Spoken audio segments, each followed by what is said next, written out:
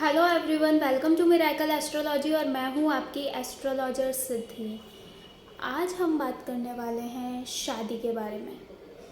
Marriage, how beautiful the word is, but the fact is it is a whole world. जी, यह एक पूरा life होता है, एक पूरा संसार होता है इसमें, इस एक वर्ड में। क्योंकि ये आपकी ज़िंदगी को कहाँ से कहाँ ले जाएगा ये डिसाइड करता है। हमारी सोसाइटी में मैरिज इज़ लाइक आप एक सही एज में गए, आपने अपने लिए लड़का देखा, लड़की देखी, आपने शादी की, आपके बच्चे हुए, उसके बाद में आपने घर की रेस्पॉन्सिबिलिटीज़ ली और बस इसी तरह से जीवन पूरा हो गया।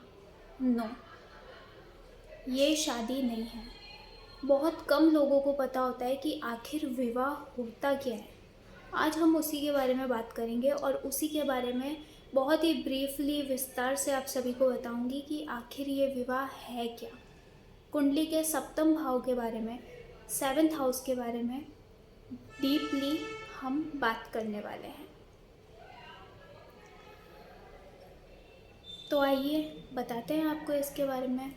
सबसे पहले आपको बता देती हूँ, आप अपनी कुंडली अपने सामने रख लीजिए और जैसा कि प्रीवियस वीडियो में हमने देखा था 7th हाउस, उसी तरह 7th हाउस को आज आपको देखना है। ये सब बताया गया था कौन सा प्लैनेट उसमें बैठा हो तो, और उसका स्वामी अगर किसी पर्टिकुलर घर में जाएगा तो उसका क्या रिजल्ट होता है। आज ये देखेंगे नक्षत्र बेसिस, आपका 7th लॉर्ड किसके नक्षत्र में है। आज इस पर हम चर्चा करने वाले हैं। तो आइए शुरू करते हैं। विवाह, विवाह क्या है।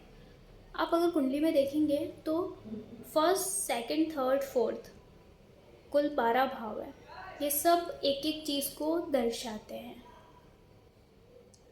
लेकिन 3 भाव एक एक चीज़ को दर्शाते हैं। कैसे? धर्म, अर्थ, काम, मोक्ष। धर्म, अर्थ, काम, मोक्ष, अगर आप इस तरह से गिनेंगे तो आपको समझ में आ जाएगा। धर्म, अर्थ, काम, मोक्ष। धर्म क्या है? जिसमें आप पैदा हो गए, या आप जो भी अच्छा करते हो, आप जो भी बुरा करते हो, वो सब आपके धर्म अधर्म में जाता है, पॉजिटिव नेगेटिव उसमें जाता है। जिसमें भी आपने जन्म लिया वो सिग्निफाई करता है, जिस भी कास्ट में, जिस भी सोसाइटी में, जिस भी सोशल स्टेटस में आप रहते हो। धर्म। देन अर्थ, हम बड़े होते हैं, अर्थ के पीछे भागते हैं। अर्थ, स्टेबिलिटी। लाइफ में स्टेबिलिटी के पीछे किसको नहीं चाहिए होती है। पैसा कमाते हैं, अर्न करते हैं, उससे अपनी ज़रूरतें पूरी करते हैं, food, shelter, house, everything, basic needs. Then हम आते हैं काम पर, फिर हम थोड़े और बड़े होते हैं, फिर हम करते हैं शादी, जिसके साथ में हम अपना काम भाव पूरा करते हैं। देन आ जाता है मोक्ष, कि अब जिंदगी के सारे सुख भोग लिए, अब कहाँ जाना है, तो मोक्ष की तरफ जाना है। लेकिन दिस इज़ नॉट नेसेसरी कि ये सारे चीज़ें सभी फॉलो करते हो। कुछ ना कुछ मिसिंग हो जाता है। तो आज उसी के बारे में बात होने वाली है कि आखिर ये विवाह है क्या। ये कैसे आपको धर्म भी सिखा सकता है, अर्थ भी, काम भी और मोक्ष भी आपको दिला सकता है। विवाह का मतलब होता है विष्णु, वी, और वाह यानी वाहन। जो वाहन आपको विष्णु की ओर ले जाए वो है विवाह। असल में आपने जिससे भी शादी की है, यदि वो ऐसा वाहन है जो आपको विष्णु की ओर ले जाए। विष्णु क्या है? विष्णु मोक्ष है। विष्णु क्या है? क्रिएटर ब्रह्मा, डिस्ट्रॉयर शिवा के बीच की जो चीज़ है, जो पालनहार है, जो पालन करते हैं, जो सबका पालन करते हैं, जो हमको अपनी शरण में लेते हैं, उससे बड़ा कौन है? कोई भी नहीं। जो हमको विष्णु की ओर ले जाए, जो हमें इस लायक बनाए, जो हमें धर्म, अच्छे भाव जागृत करवाए, कि कैसे हमको अच्छे काम करने हैं, अच्छे रास्ते पर चलना है, धर्म के मार्ग पर चलना है। और फिर उसके बाद में अर्थव्यवस्था को हमको कैसे बैलेंस करना है। फिर काम is not about only physical relationship, it is about your mental, physical and emotional also, and every type of relationship। आपके बीच की compatibility, कि माइंड से आप लोग कितना अच्छे से अंडरस्टैंड कर पाते हैं एक दूसरे को, इमोशनली आप कितना एक दूसरे को बैलेंस कर पाते हैं किसी के ब्रेकडाउन में, आपके पार्टनर के ब्रेकडाउन में। एंड देन मोक्ष, स्पिरिचुअली आपने अपनी मैरिज के बाद में कितना ग्रो किया। अगर आपने स्पिरिचुअली ग्रो नहीं किया अपनी शादी में, जिनकी भी शादियां हो चुकी हैं उनको ये बताएं, उनके लिए बात है, तो आपका विवाह सही इंसान के साथ में हुआ नहीं है एक्चुअली। ये सिर्फ या तो सोसाइटी को दिखाने के लिए या फिर सिर्फ रीति रिवाज होते हैं कि ठीक है शादी करनी पड़ती है, तो उस हिसाब से हुई है। एक सफल विवाह वही है जिसमें आप स्पिरिचुअली ग्रो करते हो, आप बहुत सारी चीज़ों को समझते हो, आपको ये समझ में आता है कि ये जो दुनिया है, ये जो झूठ है, इसके बाहर भी एक सच है और हमको वहाँ पहुँचना है। अकेले इंसान कई बार भटक जाता है, नहीं जा पाता है, इसीलिए विवाह होता है और इसीलिए उसको वाहन कहा गया जो आपको विष्णु की ओर ले जाए, क्योंकि उससे अच्छा वाहन और क्या होगा जो आपका साथ देगा आपकी हर चीज़ में, धर्म में भी, क्योंकि पति पत्नी एक साथ में धार्मिक कार्य करते हैं, कोई भी तीर्थ यात्रा पे जाते हैं या फिर कोई भी हवन पूजा पाठ करते हैं। अर्थ में फैमिली को बैलेंस करते हैं, पैसे को मैनेज करते हैं, प्रॉपर्टी बनाते हैं, फिज़िकल रिलेशंस फिर बनाते हैं, काम भाव आ गया, और फिर स्पिरिचुअली भी ग्रो करते हैं साथ साथ में। तो that is the major thing. विवाह, यही है विवाह, जो वाहन आपको विष्णु की ओर ले जाए, क्योंकि अकेले कई बार हम रास्ते में भटक जाते हैं, नहीं कर पाते हैं। हम कितने जन्म लेकर के हमको याद भी नहीं है, हम मनुष्य रूप में आए, हमने एक्चुअली जहाँ पर हमने अग्नि को साक्षी माना और जहाँ पर देवता लोग सब आते हैं विवाह में, सबको बुलाया जाता है, वो सब आपके विवाह की साक्षी होते हैं। और उसके बाद भी अगर आपने अपना जीवन खराब कर दिया, मतलब आप अगर पर स्त्री गमन में लग गए, पर स्त्री गमन बेसिकली लड़कियों के ऊपर भी लागू होता है, लड़कों के ऊपर भी लागू होता है, पर पुरुष गमन यानी कि एक बार आपने डिसाइड कर लिया कि this is my wife, this is my husband, उसके बावजूद भी आप अपना साथ किसी और में खोजते रहे या फिर आप फिज़िकली किसी के भी साथ इंटीमेट होते रहे, ये आपके दो प्लैनेट्स को, हस्बैंड अगर चीट कर रहा है वाइफ को तो शुक्र खराब हो रहा है, गुरु अगर लड़की चीट कर रही है हस्बैंड को तो गुरु खराब हो रहा है। अब कहेंगे कि काफ़ी सारे ऐसे रिच बिजनेसमैन्स होते हैं या फिर बहुत सारे रिच लोग हैं जिनके मल्टीपल अफेयर्स होते हैं, शादी के बाद भी उनके सुनाई, लेकिन उनके पास में उनका कंफर्ट, उनकी लग्जरी ख़त्म नहीं होता। तो वही बात समझने की है कि तुरंत का तुरंत कुछ भी नहीं होता है, ये हमारे पूर्व कर्मों का फल है जो हमको इस जन्म में मिला है, कहाँ कहाँ से इकट्ठा होकर के, चाहे वो सुख है या दुख है। लेकिन आज अगर हमको कोई भी दुख आता है, हम जब भी परेशान होते हैं, जब भी हम रोते हैं, तो हम क्या कहते हैं, पता नहीं मैंने ऐसे कौन से कर्म किए होंगे जिसकी सज़ा मुझे ऐसे मिल रही है। तो ये करी हुई सज़ा भी आपको पता नहीं कब, कहाँ, कैसे भुगतनी पड़ेगी, वो परमात्मा फिर तय करते हैं। तो ये होता है विवाह। अब आ जाते हैं 7th हाउस पर। 7th हाउस आपके विवाह को दर्शाता है। कल मैंने बताया आपको कि अच्छा बुरा कौन से हाउस होते हैं जिसमें अगर 7th लॉर्ड जाता है तो विवाह टूटता है, नहीं टूटता है, अच्छा चलता है, तरक्की होती है। अब आज हम करेंगे नक्षत्र की बात। 7th हाउस का लॉर्ड जो भी आपका बना, सप्तम भाव के स्वामी जो भी हैं, वो किसके नक्षत्र में जा कर के बैठे हैं, ये आपको देखना है। तो शुरुआत से बता देती हूँ। अगर सप्तम भाव का स्वामी सूर्य के नक्षत्र में जाते हैं तो आपके स्पाउस में एक आग होती है। वो किसी चीज़ को करने की, किसी टारगेट को पूरा करने की भी हो सकती है, चाहे वो फीमेल या मेल है। किसी भी टारगेट को भी पूरा करने की वो हो सकती है कि ये काम तो मैं करके ही रहूँगा, करके ही रहूँगी। तब तक वो हार नहीं मानते हैं। फायर उनका नेचर भी होता है। आपको वो ऐसा फील होंगे जैसे थोड़े गुस्से वाले हैं, शॉर्ट टेम्पर हैं। और ये सेम चीज़ अगर मंगल के नक्षत्र में भी आपके सप्तम भाव का स्वामी, तो भी ये सूट करता है।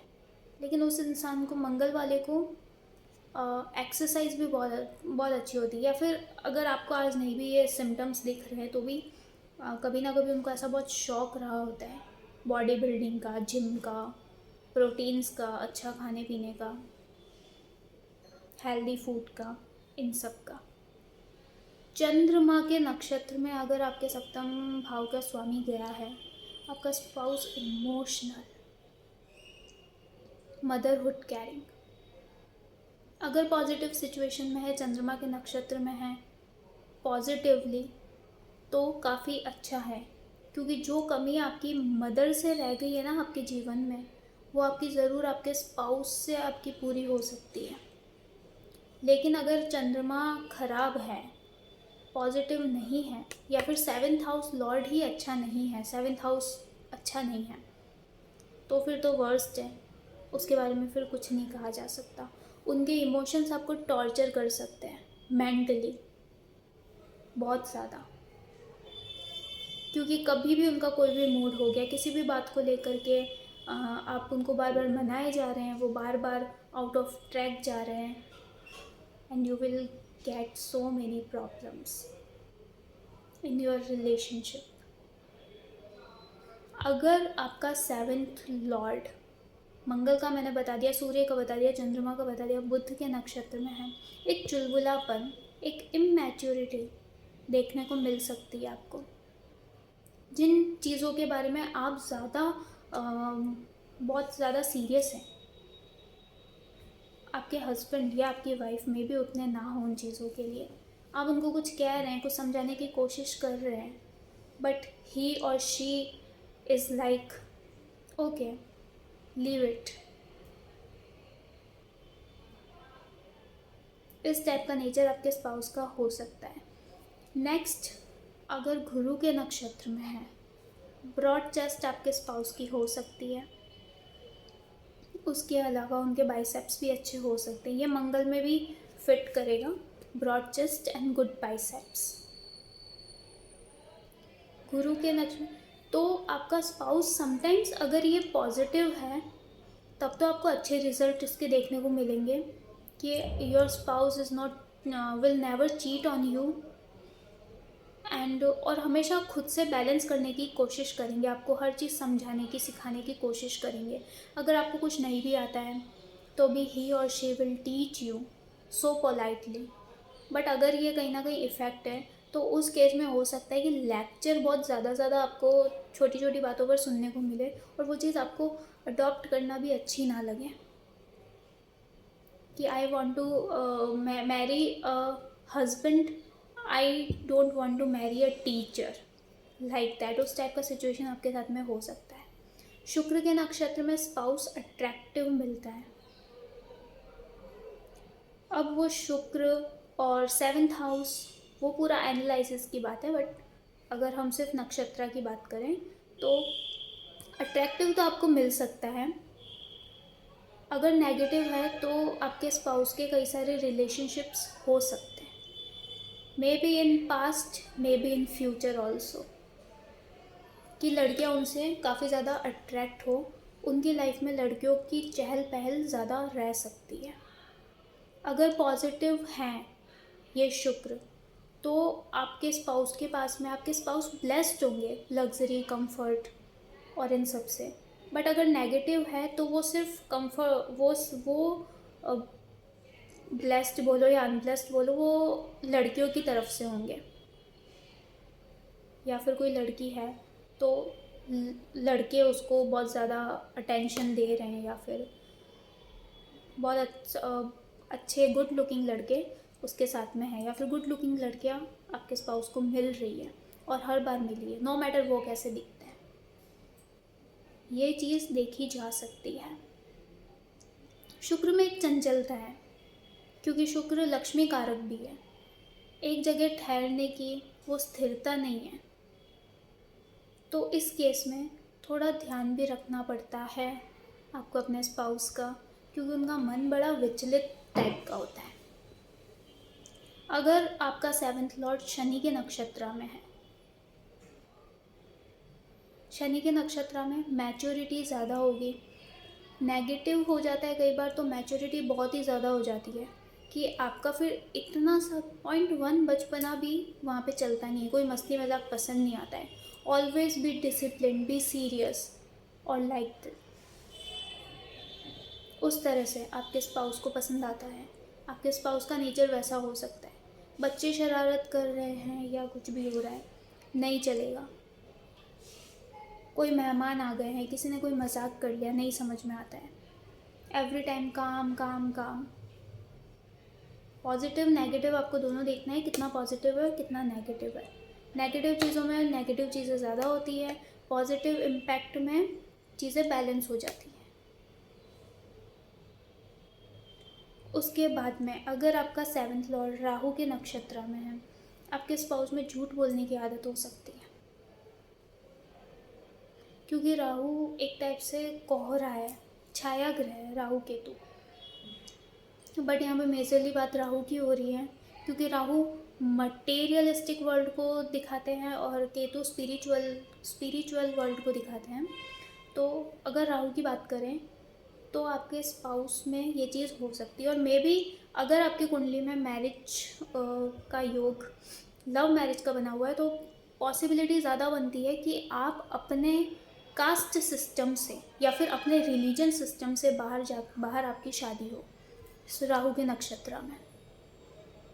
जैसे इंटर रिलीजन मैरिज अगर किसी की होती है, हिंदू मुस्लिम, हिंदू क्रिश्चियन, क्रिश्चियन मुस्लिम, तो ये कॉम्बिनेशन देखा जाता है। 7th हाउस लॉर्ड अगर राहु के नक्षत्र में है तो इस टाइप का रिजल्ट देते हैं। ऐसा इंसान ना बाउंड्रीज को पार करने में बहुत आगे रहता है, किसी की भी नहीं सुनना, और इस टाइप का आपका स्पाउस हो सकता है। मैनिपुलेटिव टाइप आप इनको बोल सकते हैं।